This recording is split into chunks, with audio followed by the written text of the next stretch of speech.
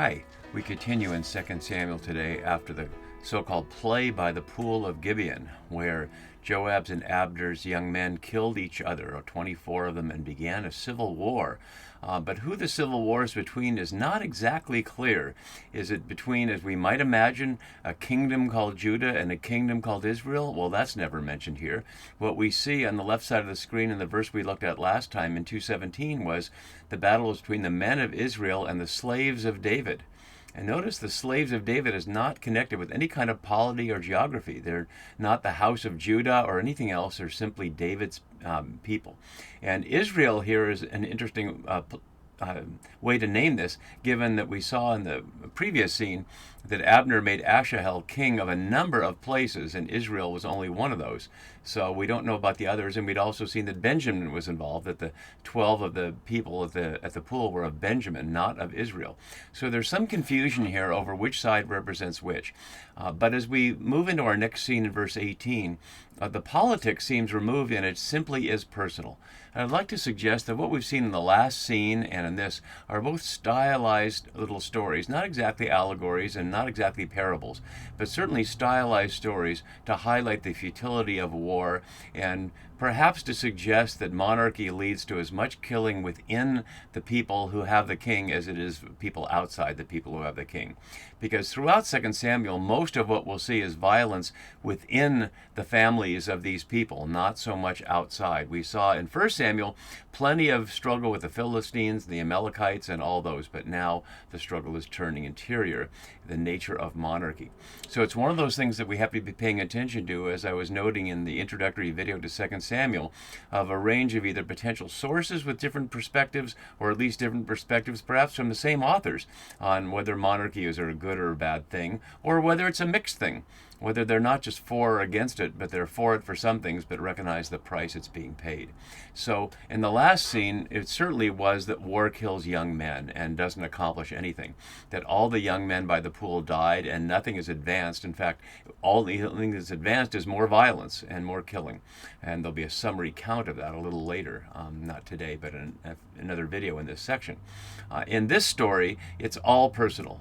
Notice there's no mention of David at all. There's no mention of Israel. It's just Asahel against Abner. And it's done in a stylized way, whereas we'll see in a few minutes, only a few words are used to convey this chase.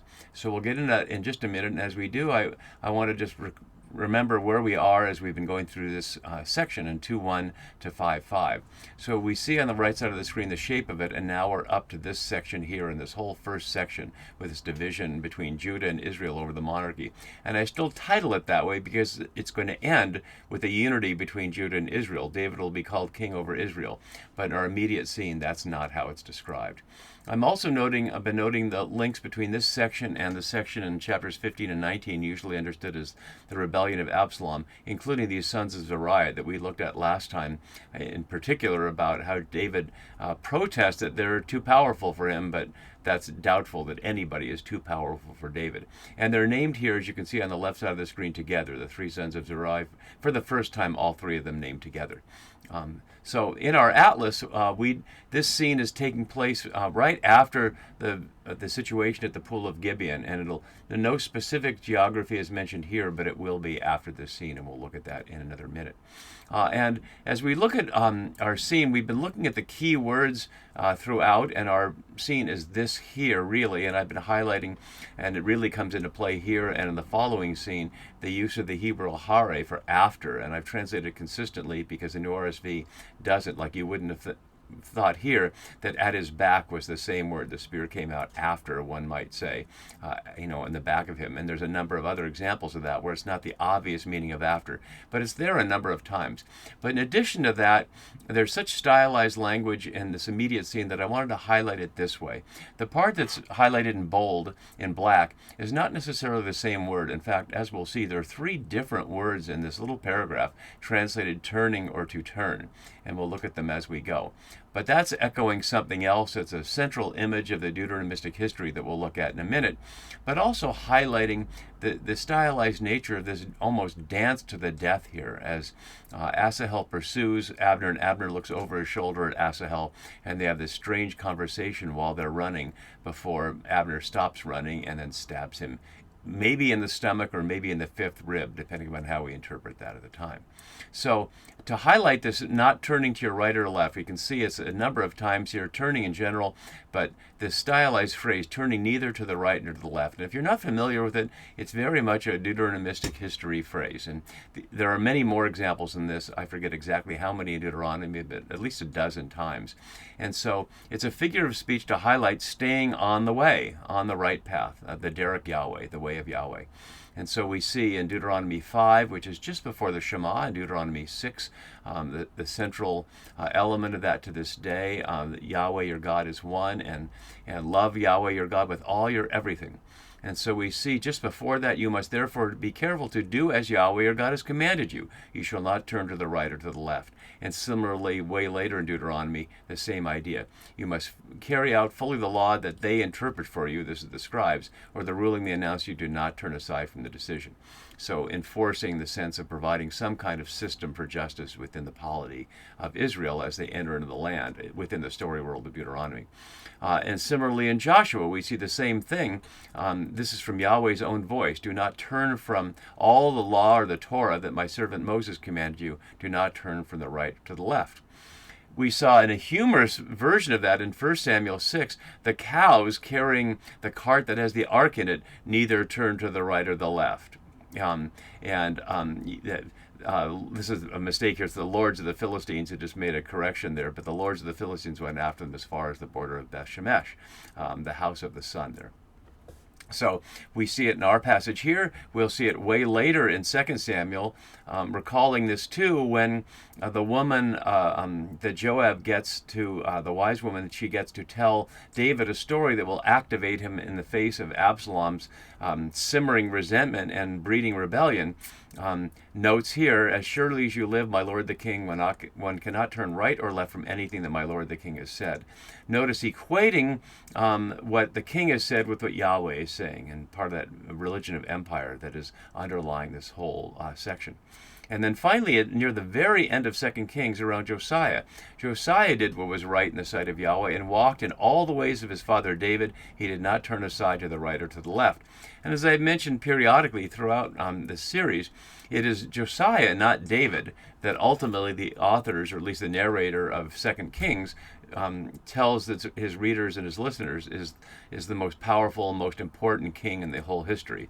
But perhaps that's because that was the one alive at the time, and it was trying to get people to be loyal to Josiah, or at least establish a memory of Josiah as the one who established a unity, and yet then Josiah died, and they all went into exile. But at least that's the survey of what we see for this image of not looking to the right or the left. And in our immediate scene, it's nothing about Yahweh and it's nothing about David. It's simply pursuing on this path. But certainly readers and listeners ought to be hearing that this is symbolic of the wider picture of that here. So let's begin to look at our battle and our scene, and I'll put this part up and then we'll look at another key word in a minute. So to note what the writer is doing here in verse 18, we were in the middle of a very fierce or strong battle as we saw last time, and suddenly there's this note. The three sons of Zeruiah were there, Joab, Abishai, and Asahel. And as my own note suggests, it sounds like they're just bystanders, that there's something else going on, even though Joab was obviously supervising his side of the battle at the pool, the play at the pool. But this is the first time we're hearing of these. And so we've not heard of Asahel before, and yet we see a couple of verses down that Abner seems to know him. Why would Abner, Saul's military leader, know these sons of Zeruiah? It makes sense why he would know Joab, and Joab, in fact, is going to kill him in the next chapter. Spoiler alert there.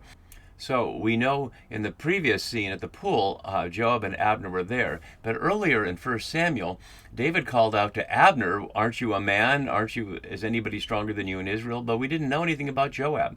So we have no reason to believe that Joab knows these people, and yet he does. he knows him enough to be able to recognize him on the run in this stylized chase here. So it's very personal. It's between Asahel and Abner, and also Joab, as we'll see. And again, nothing about monarchy, nothing about David, nothing about Saul. So let's look at this carefully, and then we'll consider why is this here. Now, Asahel was as swift as foot as a wild gazelle, something we looked at earlier when David gave his eulogy for Jonathan and Saul and described them both as swift, but as swift as an eagle, not as a gazelle, although the word used there for swift, a different word than here, could apply to something like a gazelle. So if you want to see how fast a Palestinian mountain gazelle is, you can go back and watch that video. So here's where we see it. Asahel pursued Abner. Do we know why? There's no particular reason why. This is a follow-up after the play at the pool where the people are dead. So presumably he's chasing him, believing that killing his opposing general would get him reward or perhaps end the war. But we never hear about Asahel's intentions at all. So he pursues him, turning neither to the right or to the left. And the word for turning here is natah, which is not what was used earlier, but we'll see how different words for turning are used that follow. And neither to the right or the left, as I was noting from the previous examples. Then Abner looked back, or literally, and turned after. Notice how they're each turning. Abner turns it repeated times, and Asahel refuses to turn.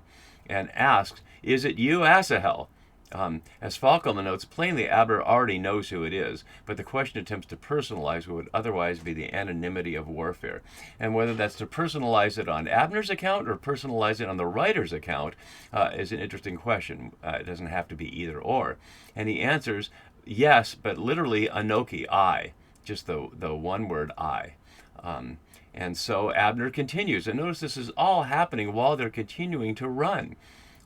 So he tells him, after the narrator told us that Asahel pursued Abner, refusing to turn. Now Abner tells him to turn. Turn to your right or left and seize one of the young men and take his spoil.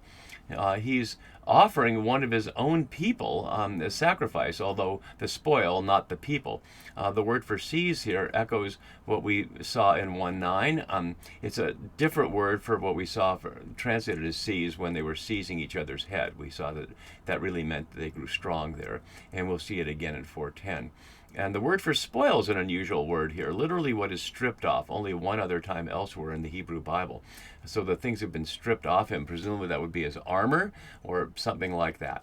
But Asahel would not turn away, was not willing to turn away. And again, we see the repeating, the rhythm of this. It's not quite poetic, but if one was a dramatic reader, one can certainly emphasize this in a way that highlights the rhythm and the sound of it, especially in the original Hebrew. So Abner said again to Asahel, and we'd have to wonder while this is happening, how fast are they running, and are they having to breathe hard while they're doing it? How far apart are they to be having this conversation while they're running? But there it is.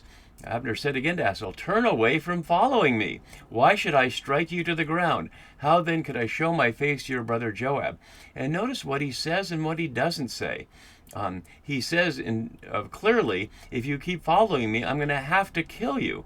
But why does he have to kill him? We don't see that Asahel is threatening to kill him directly. We don't hear anything about Asahel having a sword or a spear or anything like that. We can presume it, but it doesn't say so. And why is his concern about showing his face to his brother Joab, the enemy general? They were just sitting together at the pool, but plainly they're enemies in a civil war. So why is he so worried about showing his face to his brother Joab, unless he recognizes that when this is all over, we are still going to be one people, that this needs to stop soon, and he will call for it to stop soon, as we'll see in the next scene after this. But Asahel doesn't say a thing. We don't know how he refused to turn away. We don't hear any words from him. We don't know if he was shaking his head, or we don't know if he just continued to go. And so Abner struck him in the Hamash. translated as stomach here, but Bodner suggests the fifth rib. And we can see why this becomes important as part of the stylized nature of the killings that continue throughout this. And notice as we do how it fits the reality I've been noting of the parallels between this section in chapters 2 to 5 and then echoing later. So these three are all in these immediate chapters, and this one right after it in chapter 20. There's still some overlaps in chapter 20. So this is our immediate scene here, but in the next chapter, when Abner returned to Hebron, Joab took him aside and spoke to him privately and stabbed him in the Hamash here. And then again in the next chapter, when they have Ishbaal in the house, and these two people, Rechab and Banah, strike Ishbaal in the Hamash. Why are all these people getting struck in the Hamash? Well, certainly to hold these all together. And we see it one more time near the very end, after the ending of the rebellion, when Amasa did not notice a sword in Joab's hand, and Joab struck him in the stomach, which I translated that way. The NORSV had belly for no good reason there, and adding the little dramatic detail so that his entrails poured out on the ground and he died. So all of these are being connected by the place where they're struck. Plainly, there's no particular reason to know exactly where he was struck, and otherwise we just hear that people are struck and die without any detail about it. And there's even more detail as we hear, we'll get to in just a second. But plainly it's to connect all these internal violences within the family, that take place because of having a monarchy, all the way through to the very end of our David story here. And there's also a strange play on words with the after of his spear here. Bahare here, it's not the butt of his spear, which is a curious thing. And why would you strike someone with the butt end of your spear rather than the pointed end of your spear? It's sharp enough that it goes all the way through him and comes out at his after. So he put the after of his spear, and the spear came out after, which makes a nice little symmetry there, although if we translate it that way, it wouldn't make much sense.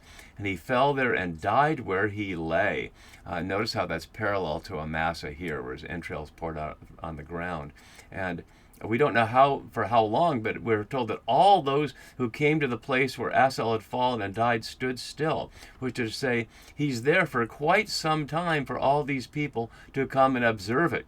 And how disgraceful it is and dishonoring that Abner and the others of the team on that side, it's not exactly here clear they represent other than the house of Saul, allow Asahel's body to just lie there and in disgrace.